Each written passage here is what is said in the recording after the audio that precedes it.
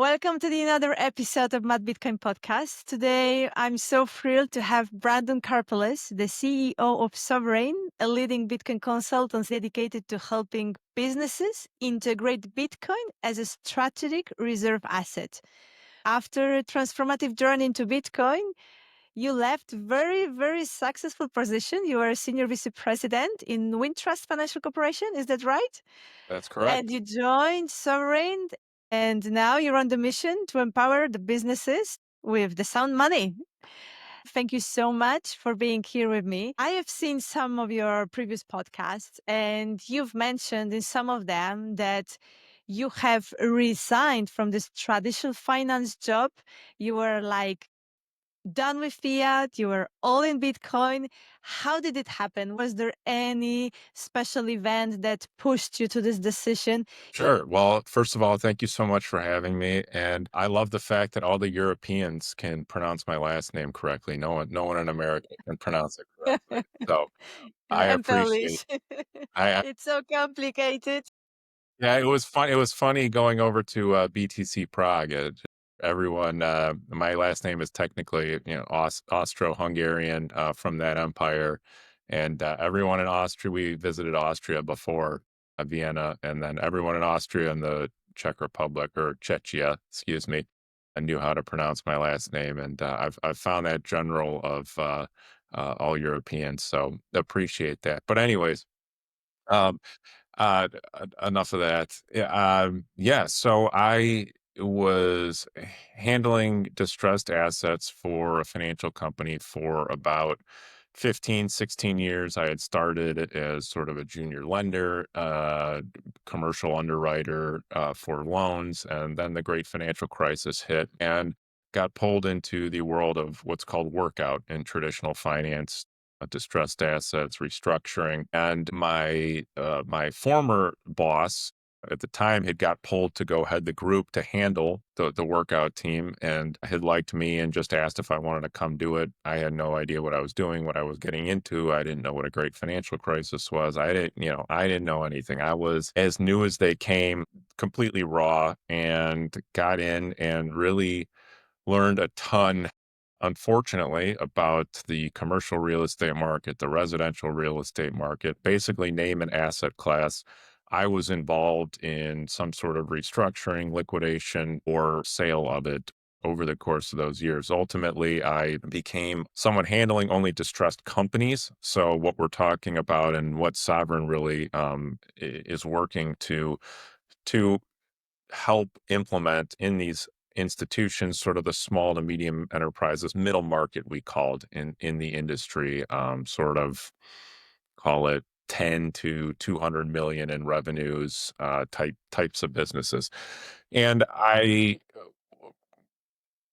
was doing that for probably 4, 5 years, and just specifically on the business only side, still, over a decade and doing handling all sorts of distressed stuff. And I had a couple touch points with Bitcoin back early 2014, something like that. I got caught up in the full tilt bankruptcy. I used to play online poker, sort of a part time job, and ended up getting my money back in the bankruptcy for full tilt poker. And I knew how to navigate bankruptcies because of my job, and actually put a proof of claim in, got the money back, and then was unable to withdraw it to my bank account. And I reached out to some friends who were professionals to see if they could help me get that money.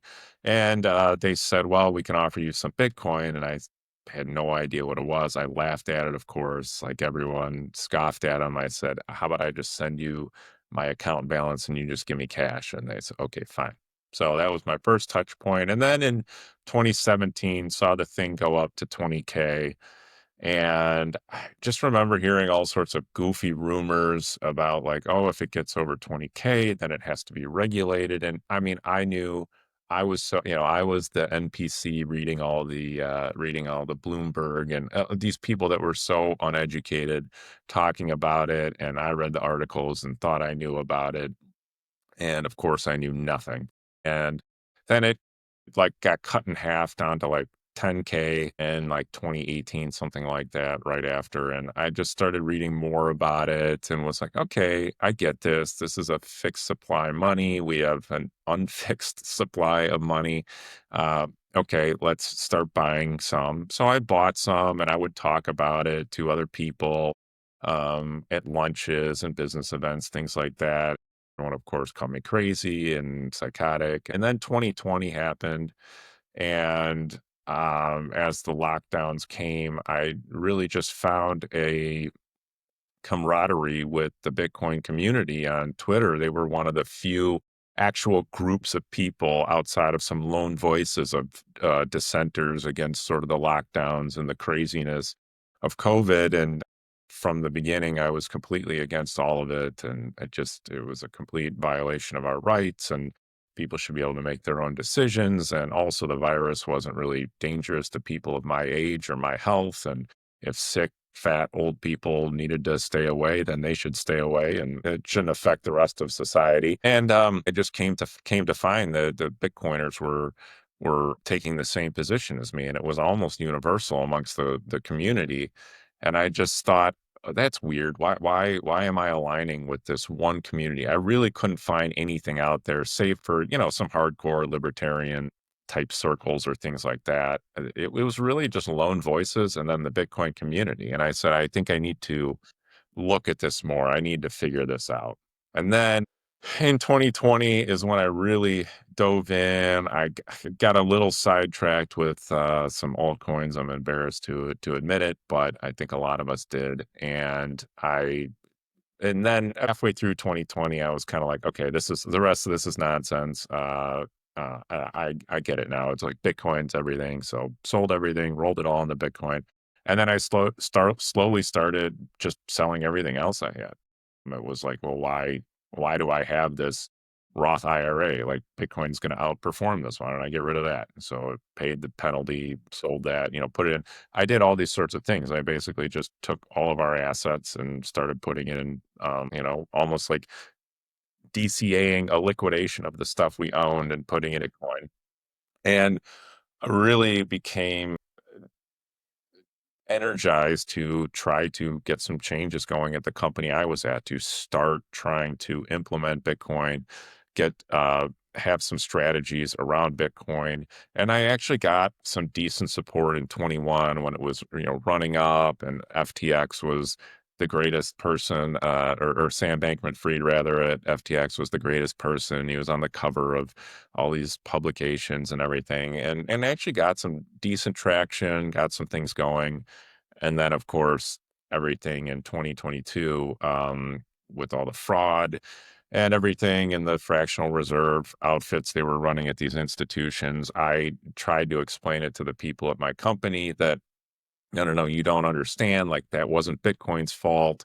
It was these institutions who were not holding the Bitcoin. It was an issue of custody and representation of the Bitcoin they had. They were giving paper Bitcoin claims to people, and it just completely fell on deaf ears. And I spent basically from 2022 to 2024 kind of trying to get deals in. We had, I don't know if you know Andrew Hans and Battery Finance. They had a deal that closed where they paired some real Yeah. estate with some Bitcoin.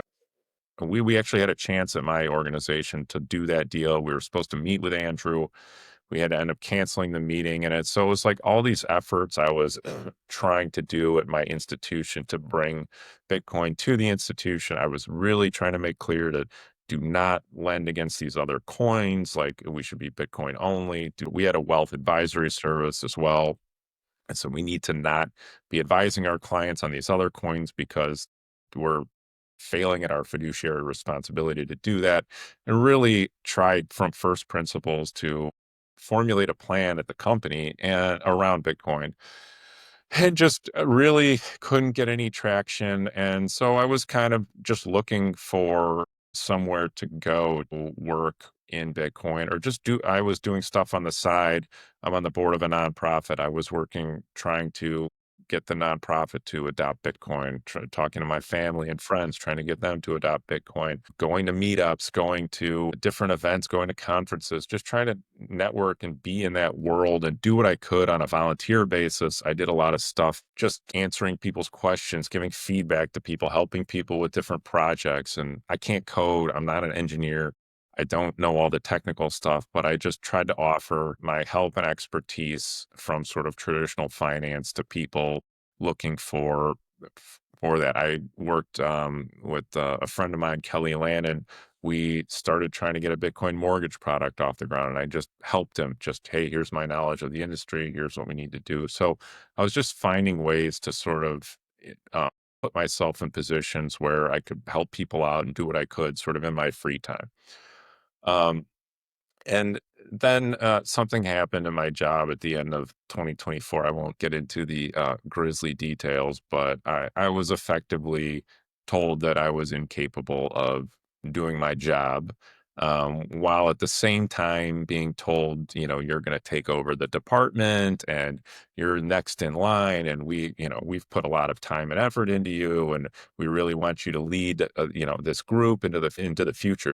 And I just sat there and I was like, these are two totally conflicting scenarios going on. I don't trust you guys. I don't believe you. You haven't treated me as such. And at the same time, I had come on to Sovereign as an independent contractor, as a consultant to help out with businesses. I got approval from my fiat overlords to do 5 hours a week, but really started talking to our founder, talking about taking on a much more active role and what needed to be done. And I just realized that I couldn't do what I wanted to do 5 hours a week, or even more than that, that I needed to fully commit to it. And I kind of just decided, my wife and I, we had our first kid in January, and I decided, you know what? I'm going to go on paternity leave. I'm going to think about this, and I'm going to make a decision. And about a week into paternity leave, I was like, I'm never coming back. I'm not It was coming clear. back. I told our founder, Daniel Frank, I was like, I'll be the CEO. Let's get the paperwork done, and I'm going to help you run this company. And it's been the best decision I've ever made. And we're just getting started. It's so cool to see the company grow, to be a part of it, and just all of this stuff that's coming from it. Just meeting people like yourself, having the opportunity to talk to you. And hopefully, someone listening to this podcast is like, man, I'm in the same position. I want to go do something different. I want to go, and it doesn't even have to be in Bitcoin necessarily, but like, I'm going to stop sitting in a cubicle, frittering my life away, waking up 2 hours before I have to be in the office, getting home as the sun's going down, trying to make dinner, having no time if I have a family for them. And just like, I need to go do something better. I need to take the plunge. And I hope people will hear that message. And so that was kind of my journey. Sorry, I know I've been talking for a long time, but That's perfect. This is for you. This is your time. yeah, well, yeah. So, and the thing is, too, I know people are like, oh, okay, great. Here's the orange pill story, blah, blah, blah. But I find I actually love everyone's story because to me, it's so relatable. Everyone has their own unique story, and they're all so different, and it's all so many touch points leading to another outcome. And I love the fact that people have different paths and different approaches through their life. And I just find it so cool that, especially in the Bitcoin community, like, we all end up at the same place and we've all taken a completely different path. Like, I just find that so fascinating. Yeah. Wonderful, wonderful journey. Resonates a lot with me, but it's not about me. So next time I will speak about It's my your show, journey. it's definitely about you, you know? Now it's resonating a lot, a lot, a lot. So tell me, the sovereign, now you are there, you are very happy. If you could please give us like more light on what exactly is the activity of sovereign? What are you doing there? How do you help the companies? How they resonate with your message? How do you do your pitch so that it really enters to the heads and the hearts of everyone that must take the decision finally whether to have Bitcoin or not. Bitcoin is still like very taboo topic, at least in my industry. I'm still working in a bank. I'm only talking about it in like a very, very small circle because now everyone is looking at you like as if you were crazy. There are some people from banking industry from all over the world contacting me, asking me how come that I work in a bank and I talk so openly about Bitcoin. Where did I take the courage from? It's like I just speak about it because it's necessary that if I'm not going to do it, someone else, I don't know if it's going to do it or not. So someone needs to start. So here I am. So please tell me about Sovereign. I'm so curious to learn what are you doing exactly? And maybe some Spanish company listening to it will have the idea of doing something similar that you do. Yeah. Well, first of all, as someone who came from a bank talking about Bitcoin, yes, I can confirm they look at you like you're nuts. They look at you like you have three heads. But yeah, if I listen, I was the only one doing it, to your point. We had an organization of 5,500 people. There was no one else, pushing Bitcoin only. Bitcoin is money up the chain. Yes, there were people going, "Hey, we need to figure out this crypto thing, or we should lend money against Coinbase accounts and this sort of stuff." Like, yeah, there were those people. There's the TradFi, the stuff you see on the TV every single day. But there was no one to actually stand up and say, "Hey, Bitcoin only, you're missing the point. This is what's going on." So, You yes, know, it is changing a little bit in Spain because, we've got this MiCA regulation that is now allowing banks to custody cryptocurrencies. But, as no one is doing their homework, everyone says, okay, let's do cryptocurrencies. And they are like offering all crypto. So, like, yeah, no one is really understanding what we are talking here about. yeah, and then someone's gonna default on a loan, and they're gonna go to sell, $5 million of, Cardano, and there's gonna be no buyers, and you're not going to be able to liquidate at the price you think you are because you're lending on these thinly traded assets, and it's gonna be a rude awakening. But anyways, I digress. That'll be that for them to figure out. We have similar regulations that passed in the U.S. As well. So, as far as Sovereign goes, I mean, really, it's nothing fancy. We're just an old school consulting outfit, and value for value. We've put in the time, we've put in the effort, we have the expertise. And basically, instead of you spending 1,000 hours figuring out Bitcoin, figuring out how to run a node, figuring out how to accept payments, like we'll come in and do that for you in 8 hours, 16 hours, a 1 or 2 day session and get you up to speed. And, basically we have sort of a base hourly rate, and then you can custom your package off of that. We're not reinventing the wheel or anything like that. We just think we have expertise and knowledge, and we're willing to impart it on you. And we think it's worth you paying us for it. I mean, I always say, like, if someone came to me in 2020 and was like, "Hey, for 5 grand, I'll get you completely up to speed on Bitcoin. We'll get your assets converted over. You'll be running your own node." Wouldn't have known it at the time, but that would have been like the best 5 grand I've ever spent in my life. Like, that would have saved me so much time, so much effort. And like, there is an element of you need to come to Bitcoin on your own and do the work. But there is also an element of, hey, there's this thing that might just be on me. I'm working 10, 12 hours at I'm running a company. I have a family. Like, I just don't have the time to dedicate to this. Like, give me the Cliff's Note version. Help me get set up. I can't watch an hour and 30-minute BTC sessions video like you did to figure out how to do multi-sig on a cold card or multiple cold cards. Like, I just need some help. And that's really what we're offering at Sovereign. And, I always say that I hope in the future, two things. One, that there's 100, 1,000, 10,000 sovereigns out there, just like the consulting space.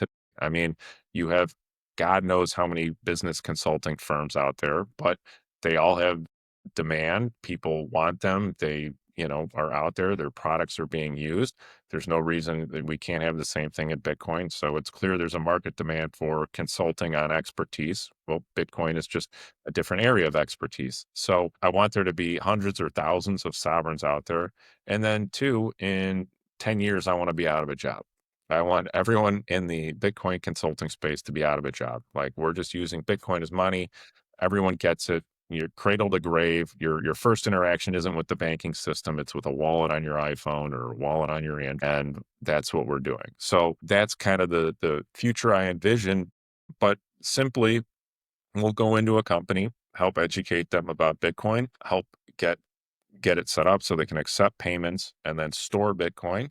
And then ultimately, there's a lot of business expertise, including myself at Sovereign. We have a lot of people who have been in the business world, who have run businesses, who have sold businesses, who have lent to businesses, who have consulted to businesses. And the final part for Sovereign would be, hey, we'll sit down with you and we'll do some capital planning around your Bitcoin. We'll do some financial planning. We have lots of people, including myself, that have done this professionally. So let's sit down. Let's talk about your future. What do you want in 5 years? What term debt do you have expiring? What cash flow needs do you have? Do you want to grow? Do you need to staff up? Are you trying to implement a new POS system? Are you trying to do some sort of overhaul to your accounting software? All these things that are business based, these are things that everyday businesses, whether you are on a Bitcoin standard or not, or halfway on a Bitcoin standard, have to think about.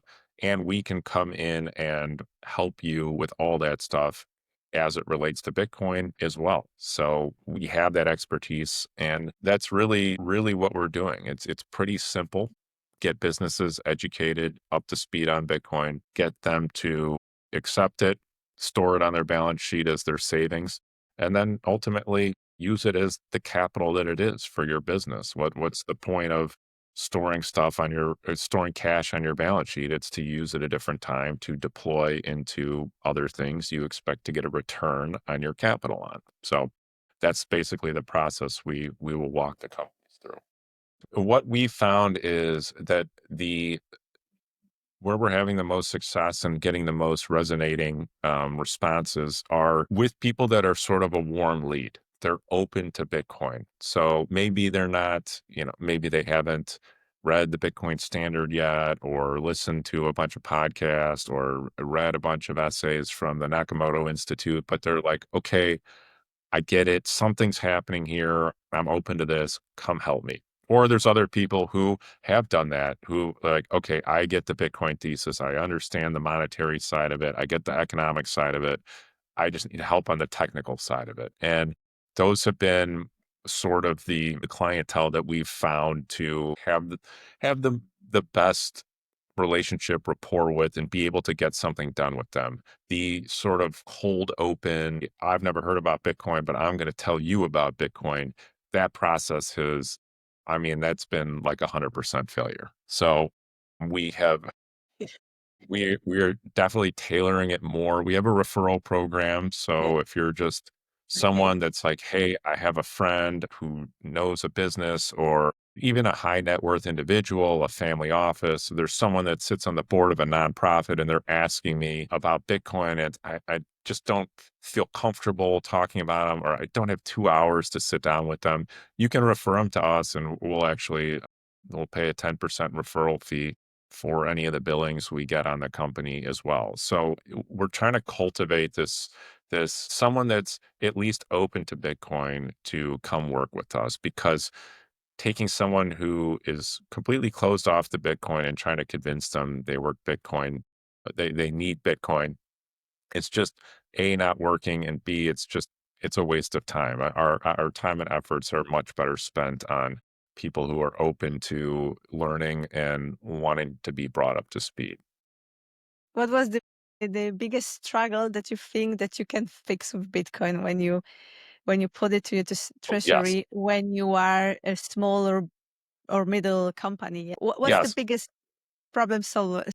Yeah. So this was a big part of why I left my job to go work at Sovereign. Was I was watching these small middle market companies make money but not be able to survive. Basically, it was okay, I'm making money, I've got my profits, I'm putting that into the balance sheet, or I'm paying down debt with it, but it was always I have to borrow more. To do this next thing, I need to borrow more. To purchase this next piece of equipment, I have to borrow more. To get through this next working capital cycle, I have to borrow more. They were just never ever able to get to a point where they could sustain themselves without cheaper and cheaper debt. And then obviously, as the interest rates went up, which like 5% is not a high interest rate, but it was it was crushing for in terms of the Fed funds rate, roughly 5%, 4.5, 5%. It was crushing these businesses because they had just so long just kept adding cheap debt to the company to they were basically papering over their debasement of their currency with more debt. And so usually in the industry, in the sort of banking industry, you know this, but we call that like papering over your losses, right? Like you see a line of credit get drawn up because the company lost money. And it's like, well, they just funded their losses on our line of credit. So they basically just borrowed against their working capital assets, which are supposed to be liquid short-term assets to fund a year's worth of losses or a quarter's worth of losses. And you never want to see that because eventually it's like running from a bear in the woods. Eventually the bear gets you. And so that's a red flag, a warning sign. And I was seeing the same thing in terms of the debasement of their dollars. So they were profitable on paper and their losses weren't piling up on the income statement. They were piling up on the balance sheet. And they were unable to sort of see that the cash on their balance sheet was eroding faster than they could um, than than they could paper over with their profits. So if your debasement is 8%, 10%, you need to be making 12% profits, and 6% profits just won't work. It's just not going to work. So you're going to have to borrow to plug that debasement gap. And it became so pronounced in 2020 when we had, you can say real inflation was 15, 20%. I mean, we printed 40% of the money. I was seeing 30 to 40% price increases. To me, inflation was 30 to 40%. And like, I don't think that's an exaggeration. I don't think that's crazy at all. No. It may have even been more. I mean, going out to dinner here, I live in Chicago. The price of a steak is doubled. It's 100%. The inflation on a steak dinner is 100% in my city. And so to say it was 30, 40%, how many companies were making 50% margins? Like almost none of them. So they got all this helicopter money from the government, the PPP plans, all this ridiculous stuff, but it still wasn't enough. So they had a banner couple years, right? Like 2021, 2022 were banner years of this businesses because they got all this money coming in. You had to count it as income. So you looked at these and my boss had a mug that said EBITDA, and it was EBITDA after COVID. So for those that don't know, EBITDA is earnings before income, taxes, depreciation, and amortization, and then COVID, because you would have to subtract out the money that came in from COVID to get a real representation of the company. And so all these companies were trying to inflate their value and say, oh, look at our performance, blah, blah, blah. It's like, no, that was just helicopter money from the government. You didn't actually do that. And so you'd be surprised how quickly 40 to 50% inflation eats through the helicopter money that comes from the government, especially when a lot of these business owners found that money to be like, oh, now I can go on a spending spree or I can hire more people or whatever. And a lot of these companies just inappropriately handled their capital. They didn't realize what was going on. And they're like, well, I have all this money. I need to go spend it, as opposed to like, actually, this money is worth half. So let's start there. And then what do I need to ensure that I can sustain my profit margins going forward? And I just watched firsthand so many of these business owners be completely clueless about that concept, about what was going on. And then ultimately, that's why they ended up on my desk, because they were in trouble. They were experiencing problems and distress in their company because they didn't grasp that concept. And I just sat there and I was like, this is so ridiculous. This system is so insane. And it was at that point to the direct answer to the question is getting these business owners to open their eyes to, this is what's really going on. Your money is being destroyed. And it doesn't matter how much money they hand you, they're still debasing it on the other end. So you really need to be prudent about the deployment of your capital. And it's a whole another job you have to take on as a business owner, is guessing what the monetary policy is going to be. And if you talk, my uncle's from Argentina. We have a gentleman from Argentina who joined our team. if you talk to people from those countries, what they always tell you is we didn't have any way to plan for the future. There was no economic certainty. We didn't know how to buy inventory. We didn't know how to get stuff. It was just constantly short termism and okay, we need to buy this food for this week, or we need to buy these input parts for this week. And there was no way to look into the future and have any sort of idea or direction about where your business is going. And that just makes it impossible for business owners to make economic calculation. Just the very basic first principles of Austrian economics of opportunity cost, cost benefit. You just can't do that. And I witnessed that firsthand. And to me, that was the biggest problem for business owners. Yeah. Yeah, and all this broken fiat system and all this Federal Reserve's money printing, and well, what happened with the consolidation of the financial market after 2008, all this uncovered the lies regarding the financial systems that we would never have even imagined before that could have existed. So, how do you see all these circumstances that are shaping the world today? Do you see that we are going more to the situation that we have seen in 1929? Are we already there in terms of money printing, or 1933 that the gold was confiscated? Will we see these scenes again, seeing what we are seeing, like ultimately, and the last decisions of the United States government after some attempt of fixing this monetary system? It just stopped, and they just decided to keep on printing like 5 trillion now. How you think it's going to end? How you think it's going to impact the businesses and the everyday life of everyday people? Yeah, I mean, listen, it's fiat currency. It's going to end like Argentina. It's going to end like Zimbabwe. It's going to end like all these other countries.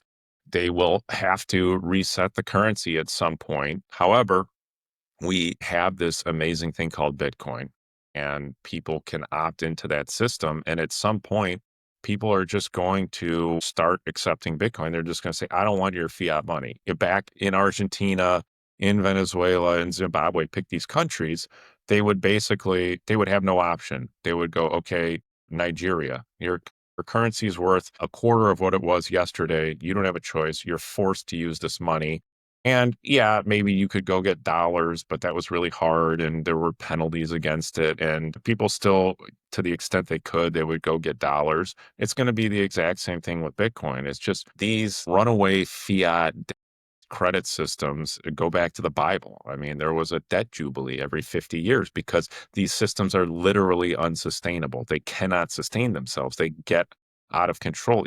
You're running a Ponzi scheme, and when you're not based on actual value, when there's not proof of work in the money, gold, you had to go dig it out of the ground.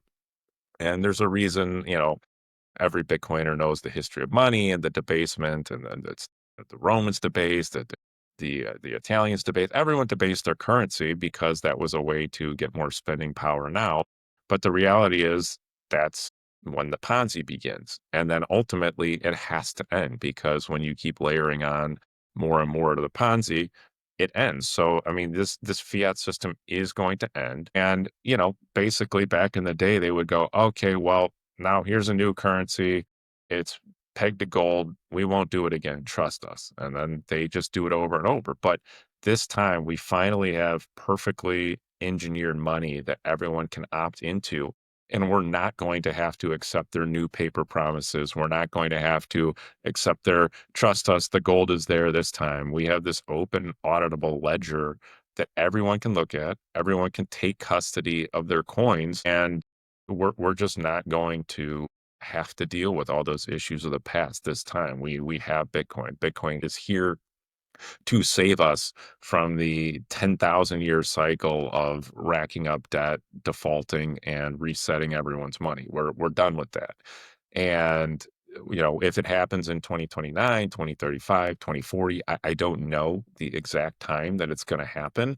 A lot of it will depend on how profligate these governments are. Do they, we're talking about running a $3.7 trillion deficit next year. I mean, that sounds crazy, but maybe they want to do 10. Maybe, who knows how crazy this stuff gets, and who knows what the global demand for dollars before people figure out Bitcoin is, that will prop the currency up for a lot longer than it should be propped up. So it's going to end. I don't know when it is. And the beauty of Bitcoin is you can hold it. And the 6102 stuff, I think, is a little overblown. If you go back and look at the history, it was something like 5% of individuals actually turned in their gold. Like, it was a very small number of people. And Mhm. that came, I think the same thing's going to happen with Bitcoin. People are just going to go, no, I'm not giving it to you. You completely debased my savings. And I do think there is a level of dissatisfaction and with the governments that people are realizing these governments are corrupt. Now, listen, you got the fight between the left and the right, and the left has their solutions, the right has their solutions. They ultimately don't realize it's the money that's broken. But you look at all these polls, the approval ratings of Congress and the president, they're like 13%.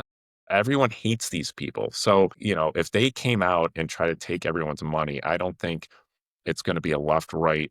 There's not gonna be any divide. People are just gonna go, "No, you don't get to steal our money." And everyone hates the government right now anyways. They have almost no credibility, less than no credibility. And so I'm just not worried about that being a problem. I think that'll be a breaking point for people, that they're just not gonna let the government take their money from them. They're not just gonna send it to Federal Reserve address BCQW, whatever. That's just I just don't see that happening. We didn't really give up our gold back. They made a decree. They were going to throw you in jail, but even then, people didn't really give it up. It's kind of a misunderstood thing that happened. Yes, the action was insane. They did centralize a lot of the gold, but relatively speaking, it was still a pretty small portion of society that decided to turn it in. And listen, that society was in a very similar spot as we were. I mean, I'm not going to say like we lived through the Great Depression, but they lived through the Great Depression. And we're living through a complete debasement of our money. 90% of society feels alienated. They don't understand why prices are going up around them. They're bombarded with all sorts of social battles and that to get into. And it's a similar level, I would say, of kind of despair and disappointment and lack of hope for the future that existed in that society. So I see a lot of similarities, and I just don't think they're going to be able to do that. I'm not worried about that one. So, well, You and think if you are worried about that one, what are they going to do, right? They're going to go to Coinbase. They're going to go, you have, 2 yeah. million coins, you hold MicroStrategies coins, you hold the ETF coins. We're going to take those coins. So don't buy paper Bitcoin. Hold your own keys. They're not going to get it, and you don't have to give it to them. And if they go after anyone, then, you shouldn't be buying paper Bitcoin. Yeah, yeah, that's true. You're very optimistic. I like it. I like it. However, I think the most people they don't even realize that they are still in Matrix. I heard the other day the interview of Ricardo Salinas with Robert Bidlow. He was speaking about, we are slaves. Many people don't even realize that they are slaves. They're living in this matrix. If they see that something's wrong, they see that prices are getting higher, but they don't really understand why. And the sad truth is that no one is trying to dig deeper to understand what is really going on. So I am not that optimistic. I think there are very few people in the world that are really trying to get to the answer, to see what is really going on, because it requires the effort, as you said, and people are on the rat race. They're on their 9 to 5 job, which is not 9 to 5, it's like 9 to 9, and then you don't just have time to even Insta think of anything else, just to go to bed and sleep and just leave me alone. I don't want to see anything more like a football or Netflix, and that's it. Yes. So we are, I think, at this stage that we are like being brainwashed by politics and being brainwashed by, by Netflix, and no one is really realizing what is going on. And all this journey to Bitcoin, I think it's not only my case, but for sure your case, is that once you go deep to this Bitcoin rabbit hole, you start to discover so many other rabbit holes that are like so related. In one of the interviews, you started even to question not only the monetary system, but all the historical narrative that we have about the World War II, that we have about supposed heroes that were like very cherished during all the decades. And now we are discovering like very uncomfortable truths. Like, for example, Churchill, you mentioned Churchill in one of the interviews. What other rabbit holes you discovered that are now putting all this narrative together, all the puzzle together, and all these ethical and moral things are trying to make like a more sense, no? The farther you are from true, the more we lie, the worse the world is, but not only on the level of financial institution, financial level, but the whole levels, yes? Yeah. So I just want to go back to something you said. I totally agree with you on most people, being slaves and in their chains and in the matrix. And a lot of people like their slaves and they like being in the matrix. They don't understand what that when they ask for more money for free stuff, it actually makes their life harder because it's making things more expensive, but they don't get that concept. So I do agree Yeah. with you that like there is a huge portion of society that is going to stay in the matrix, but the people actually holding the Bitcoin, when it comes to I think if you've gotten to the point where you're holding your own keys and self custody, you're not giving the government your Bitcoin. And so that was kind of my point on that Yeah. front. So I just wanted to tie a bow I on that. agree. I agree. Yes. Back to what you're talking about with the other rabbit holes. I've been going hard down the old world rabbit hole. Are you familiar with this at all? No? Okay, so basically, it's the idea that you look around, there's all these amazing buildings, these palaces all across Europe, these cathedrals. I mean, Spain is example A number one. You guys have these amazing buildings that somehow were built by people, but they didn't have power tools and they had horse and donkeys and all this other stuff. And Yeah. that that's in a lot of the theory revolves around and you just look at the United States, right? Like, oh, it's the Wild West. We have cowboys and Indians, yet we have these buildings that look like, they would take 20 years with space age technology to make. Those are our state capitol buildings. Those are our courthouses. Those are our banks. I used to work in one of these buildings. The building I worked at was such a feat of engineering and architecture and beauty. It blew your mind. People would stop by on the Chicago architecture tour into where I worked to see this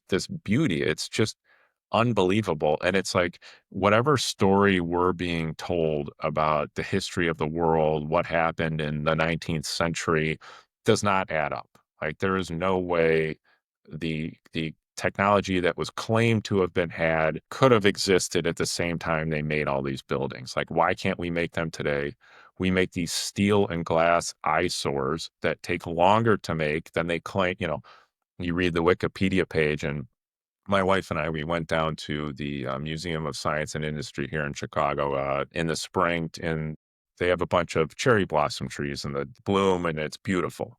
They have a similar thing in Washington D.C. and other places, Japan, I know, and it's just beautiful. And you go down, and the Museum of Science and Industry in Chicago, if you haven't seen it, it is a marvel of engineering, of architecture. It's so beautiful. It's incredible. And it was funny. We were driving home. I told my wife's name is Claudia, and I said, Claudia, look up that building. See what it says. How long did it take to build that thing? And sure enough, she goes on there. First of all, it's really hard to find. There's like very little history on the construction, almost nothing. Found some sort of obscure Chicago history page, and it was built in 1893 for the Chicago World Fair. That's basically it. So just they made this thing without power tools, with horses and donkeys, a population of like 50,000 people. They just threw this thing up for the Chicago World Fair. I think the population was a few 100,000 people actually. But like there's no way they built that thing in a year. So I don't know what really happened. I don't pretend to know, but I know the history of these buildings. They're palaces. They're secular cathedrals or the actual religious cathedrals. Like they were not. If you go look at their history, they were not built in the time frame they said they were.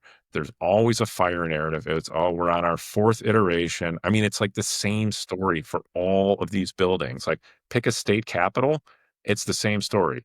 This is the fourth iteration. It burned down three times, and we have this new property on there that we still don't know how it was built. Like, so again, I don't know what happened. I don't know, there's all sorts of theories of this land Tartaria that was their architecture.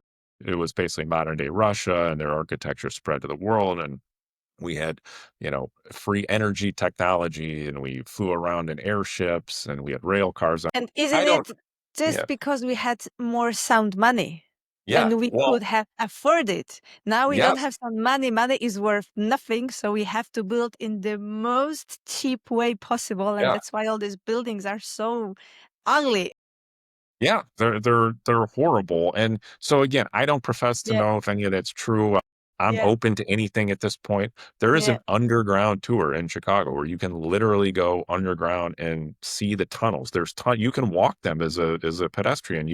There were like OGs in Chicago that would know how to get in the winter, get from like the train station to their office, never going outside because there's these tunnels and side entrances to Yeah. these buildings and everything. So like the infrastructure is there. Thing happened, and I don't know what it was, but that's a massive rabbit hole I've been going down. And like once you question, you're like, wow, we're literally being lied to about a historical timeline in the construction of a building. And like, I don't know what the true story is, but this one's false.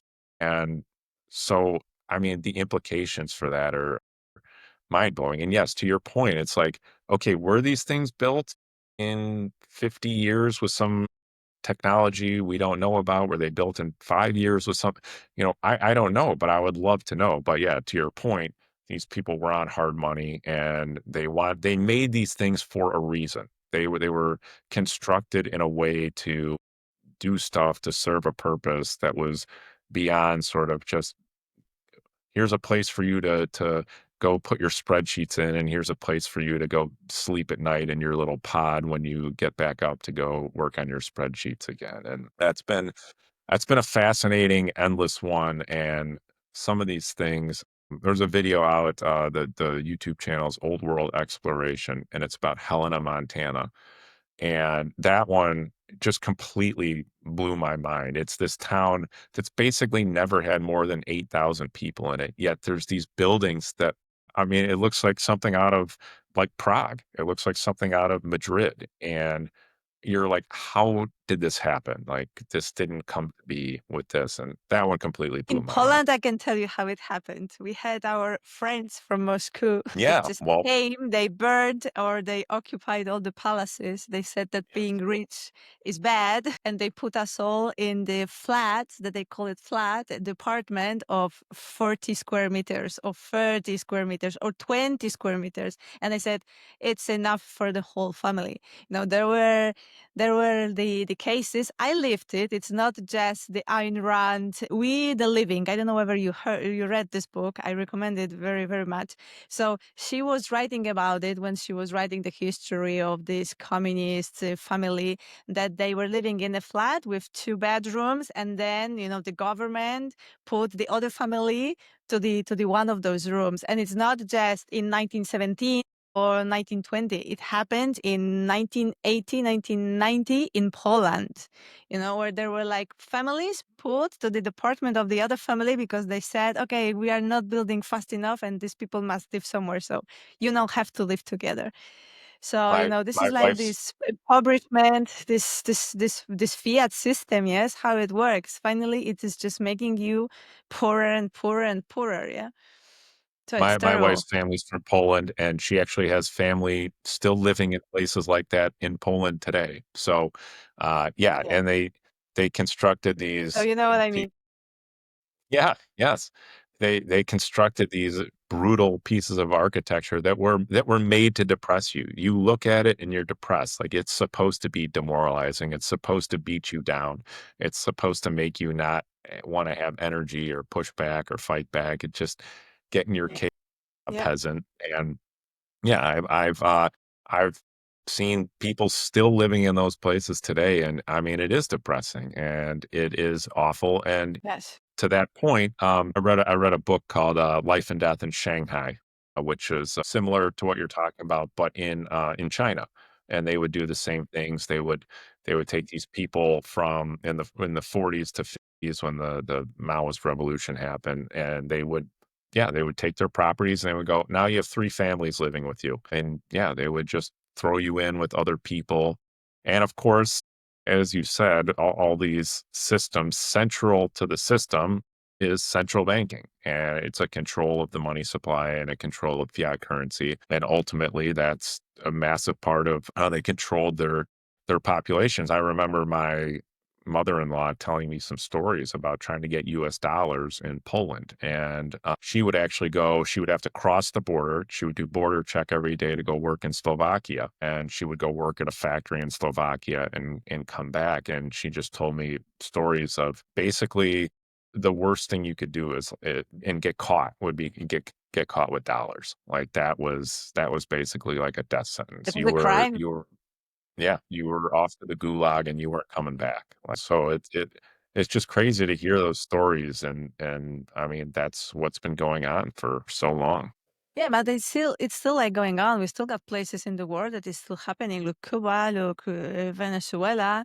I'm living in Spain, and the narrative is very similar. I'm still repeating it to my friends, to my colleagues here in Spain. We are going at the same direction, and they're just laughing at me. No one is seeing it, but I lived it. I understand the narrative. There are lots of Venezuelan people living in Spain that are warning us. Say, your government is having the same narrative that Hugo Chavez had and Maduro has. So be careful. You should react. You're still on time, but you're on the same direction. So let's see what's going on. I wanted to ask you about like two terms that I find like very curious. You were talking in one of the interviews about life economy and death economy. If you could Yes. give me like a more light on this, what do you mean by life and death economy? What it really means to you? Yeah, so that was brought up by my colleague, John Balcom, who wanted to talk about John Perkins and his book, Confessions of an Economic Hitman. And really the idea is that the death economy is spawned by fiat, that everything it just kills everything. It destroys innovation, it destroys people, that you have all this war that goes on, and there's literally people dying because you're able to fund death. I mean, you just look at what's going around the world right now, all these wars. I mean, as a US citizen, I'm embarrassed to even be associated with the invasion of Iraq and Afghanistan, and even going back to the Korean War and Vietnam, and Persian Gulf, it just never ends. And I mean, let's be honest, we're going in with tanks, guns, bombs, and bullets, and we're killing people for what end? To basically centralize resources, to centralize power, because you have to have that under the fiat system. You have to have control. Jeff Booth talks about this a lot, that under the fiat system, everything will centralize. And when you have to centralize everything, it requires death, destruction, and despair. And you have to push that out into society with what you're doing. And fiat money is the ultimate centralization, that the money just keeps centralizing, centralizing, centralizing. And literally, it's in the name, a central bank, the Federal Reserve, and all the other currencies are just dollar derivatives. Let's be honest, they're just proxies for the dollar. Everything is centralized into the dollar. And when you have that, it is an impossibility to have flourishing. And it's insane to me how innovative and prosperous our society has been in spite of fiat currency. I hate it because at the same time, I think we should be 10x, 100x where we're at today in terms of innovation and flourishing and human prosperity. At the same time, I'm like, holy cow, am I hopeful? This is what humans can do when when they're fighting against the most oppressive monetary system that's ever been foisted on humanity. And that's sort of the death side of it, that as you have fiat money, just everything around you dies. Just even something, look at airplanes. Like, we haven't really improved the airplane for 50 years. I mean, I don't know, they're cleaner, they're nicer, but they're no better, really. So, like, we have autopilot now. Great. There's a computer in them instead of a guy flying them, but the actual technology of aviation itself hasn't improved. We're still flying at 640 miles an hour from here to wherever. So you just don't have progress. Things just die. They just decay as capital gets misallocated, as debt gets laden on these nations. And Alex Gladstein's written a lot about this with the IMF, basically, and that was a big part of Perkins' book. Was he was explaining his role in going to these countries, getting them into debt, and then basically saying, "Okay, pardon my French, now you're our bitch, and like you're gonna do what we tell you to do. You're beholden to us now because we hold your debt, and if we call your debt, oh, by the way, we have this giant military, so please try to say no to our debt and see how that works out for you. Ask Gaddafi how that works out when you try to go off our money, or pick your Middle Eastern country that doesn't want to cooperate." So that's sort of the death side of it. Then there's this idea of the life economy where you get on a hard money, you have something like Bitcoin. Perkins, I believe, is a big proponent of gold. And, I always say gold bugs are halfway home. They're fighting the same battle. They just don't realize that they're using an obsolete technology to do it. And they'll get there eventually, they will.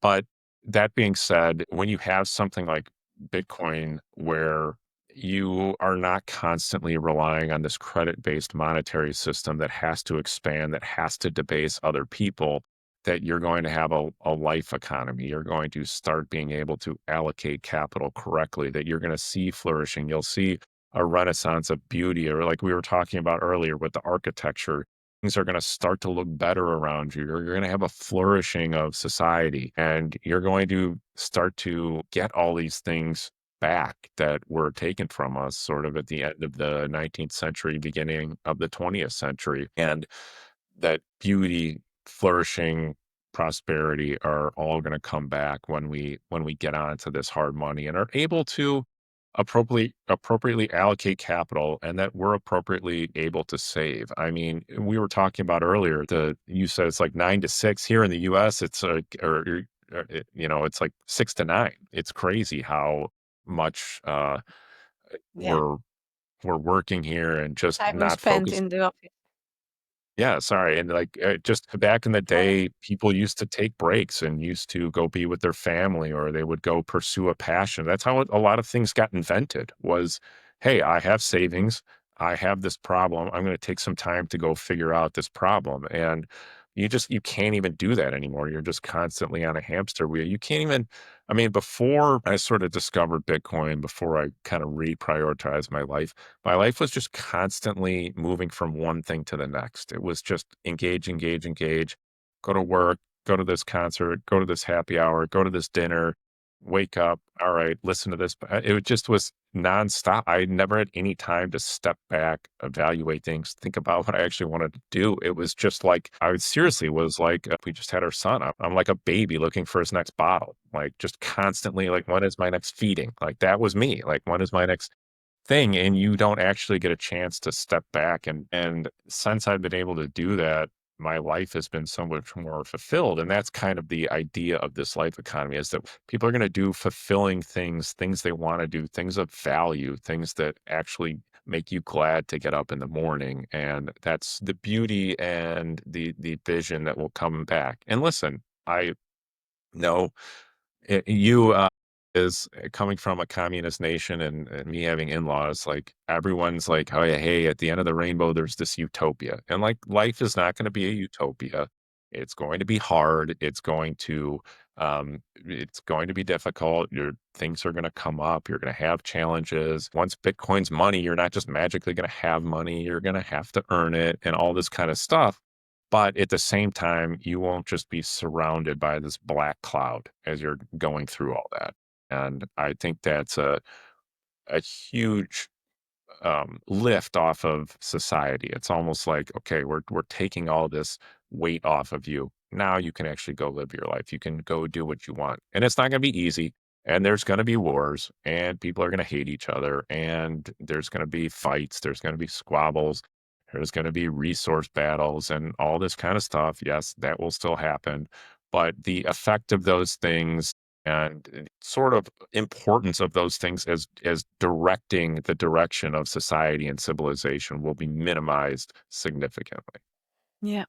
But I think, the system as of now, it's programmed to work this way, to keep us busy and to keep us away from thinking. If the government is not controlling each and every aspect of our life since we are babies, in the schools, in the universities, we are programmed to keep busy from very little children. I'm seeing in the school of my daughter, she's 12, and all her friends they are at school from 8 in the morning until almost 8 in the evening, or the extra lesson, extra classes to keep them busy because their parents are busy, they are out at work, so the poor children are like in the office all day long, so they don't even have time to get bored, they don't even have time to imagine things, to be creative, because they are keep on being busy. And then once they are finally still without doing anything, they are angry, they are sad, they're getting depressed because they are programmed to keep on moving, keep on doing things to stop them from thinking finally. So I think this is the most dangerous part. For example, myself, I took my girl out of each and every scholar. She only goes to piano because I believe piano is very creative, but Good that's for you. it. Once in the week, that's it. I want her to be bored in the afternoon. I want her to go with me to the walk in the afternoon, to have the conversation with her mother, to have some contact.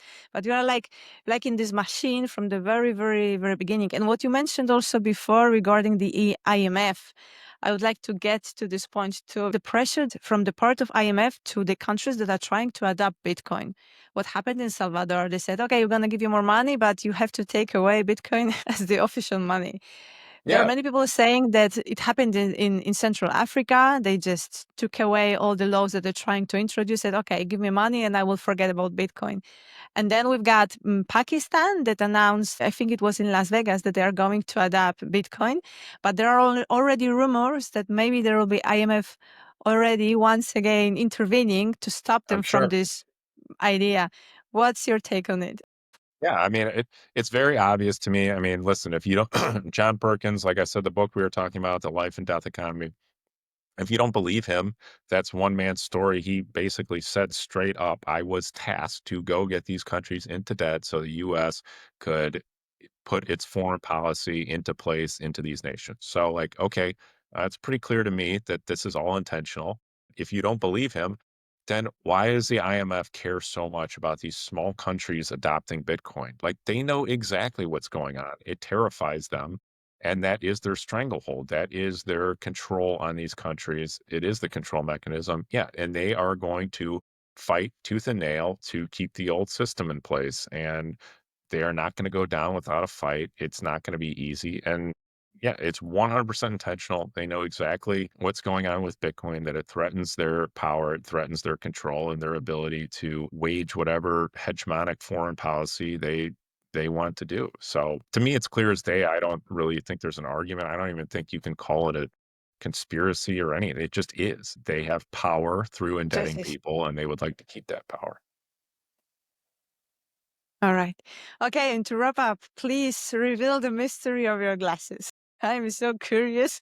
What does this color mean? Because you're not the first one I see. Is there any other rabbit hole that you would like to talk us Oh about? gosh, I mean, this would be a 19-hour podcast if we went down every rabbit hole, but, yeah, I just picked the one with the old world that's kinda top of mind and my favorite so far, honestly, that's been, the most enlightening, but the the, these are blue blocker glasses. So, and actually on our podcast, the Sovereign podcast, the Bitcoin Business podcast, I'm going to be interviewing Tristan from Daylight Computer next week. So we're going to talk a lot about this. So if All you're right. more interested in this topic, please tune in to that one when we release it. But basically, the All idea right. is that everything in front of you, your computer screens, overhead lights that are not incandescent, anything like that, you're just constant advertisements, whatever, you're being bombarded with blue light. And not only blue light, but blue light that's flickering. And it's terrible for you. And it's basically scrambles your brain. They to get way down the rabbit hole, they've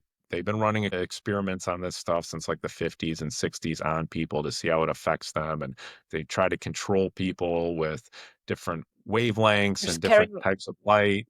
Yeah. you had the Obama admin basically mandate that we use these LED lights, and LED lights have to be. I don't remember if you remember there were like plasma TVs for a while, and those just went away because those became illegal. You had to use LED lights, and so it's basically this light wave and frequency to basically agitate you all day, and your eyes aren't used to handling it. You're used to looking at natural sunlight, and you get this artificial blue light that does all sorts of terrible things to you. It screws up your circadian rhythm. It gives you a lot of pain in your head and all these other sorts of symptoms you get from this. So I started looking into all of this, and I listened to Jack Cruz a lot about this. And so I was like, you know what? I'm going to go look into this myself. I did. These are a company, Raw Optics, and so I said, I'm gonna get a pair of these. I'm gonna try them out. And so these yellow ones, these are the day ones. So they let in a little bit of blue light. So your body is like, okay, I'm supposed to be awake right now. Let in a little bit of blue light so I don't feel like I'm falling asleep. And it's supposed to be daytime. And then there's the orange ones that are for nighttime. And those, like, you put those things on and they completely, like, or I don't know if it's completely at 95% or whatever, the blue light. I mean, it's wild. Like, you can just feel your body just go like this. You just go from like awake, like tense to like just completely brought down. And I put those on my wife when I first bought them. I was like, put these on. We were watching TV. I go, put these on. 30 seconds in, she goes, "What's that website? I'm getting a pair. This is insane." And I've done everyone I've done that to. I've Oh, put them in I front need of to try TV. this one. Yes. I'm like, "Let's watch TV for 10 minutes, and then I'm gonna give you these glasses." And they put them on, and they're like, "Holy cow." Like, you feel the pressure go out from between your eyes, like, you feel your face relax, and I can't even describe it. It's almost like a tense agitation or something in your body just gets ramped down. Like, you just feel calmer immediately. It's like you had 2 double espressos in you, and then someone just sucked them out of you. Like, it's crazy. And so the yellow ones are for the daytime, so you don't feel like completely calm, like you're not completely Mhm. brought down. 'Cause I will wear those during the day, and you're like, "Oh my," it feels like it's like 9 PM. Your body's kinda like, "All right, well, let's get ready for bed here." It is wild. So, these yellow ones let in a little more light, so you can at least know it's daytime, and you're not, your energy level isn't completely, like, getting ready for bed. So, Wow. But you are only using it when you watch TV or you're working with your computer, yes? It's not yes, that you are correct, yeah. putting it all day long. Yeah, All right. or I try to put them on too if I'm gonna look at my phone as well. I really try to All right. avoid looking at my phone without some sort of glasses on, because and you will notice it too, like, if I look down at my phone without these glasses on, inside being being outside actually does help a lot, but being inside, I mean, man, I can just, like, feel the pressure coming back into my head. I start, like, getting like, "Okay, I have to do something on this phone now." I start, like, getting agitated. I mean, it is crazy. So, yeah, I try to use them whenever I'm looking at screens of any kind. I will try. Later on, you're gonna put me the name of Yes, the I will brand. definitely send you, yeah, and there's a group of Bitcoiners that are coming out with, some of these too. I forget the name of the company, but, um, yeah. Okay, great. Thank you so much, Brandon. It was such a pleasure to speak to you. Please let us know where we can find you. We can find you for sure on X or LinkedIn, any other place, YouTube. Yeah, so you can, come check out the official Sovereign account on LinkedIn, Okay. or we have the Bitcoin Business Podcast that's on everywhere except Apple Podcast. We had an issue with them. We went around forever, and we just gave up because it was too much of a headache. But we're on Spotify, we're on Fountain, we're on, honestly, any podcast app except for Apple Podcasts. And then we have a YouTube channel as well, and that's the Bitcoin Business Podcast. So come find our content on there. I personally am on Noster only at Plebe Anon, and you can come find me, talk to me on there. I also am supposed to be running the Sovereign account on Noster, but I do a terrible job of it. So come engage with me on there, I guess, and force me to do more work on there. But I'm definitely not holding up my responsibilities on that one. That's perfect. And of course, I hope to see you in Madrid next year. I'm preparing Yes, this Bitcoin only event. So I will be announcing more details soon, and I will of course stay in touch with you. I hope to have you there as a speaker. I loved your panel in BTC Prague and this Bitcoin Corporate Day. That's why I decided you have to come to my podcast. So I would really love to have you as a speaker there too. So let's stay in I would touch. love to be there, and I'm just never going to say no to going to Madrid. So we'll That's have to great. figure out a way to make that happen. That's great. Thank you so much. It was such a pleasure. Have a great day. And well, let's keep on orange pilling the world. Yeah, absolutely. Thanks, Aldana. Thank you so much.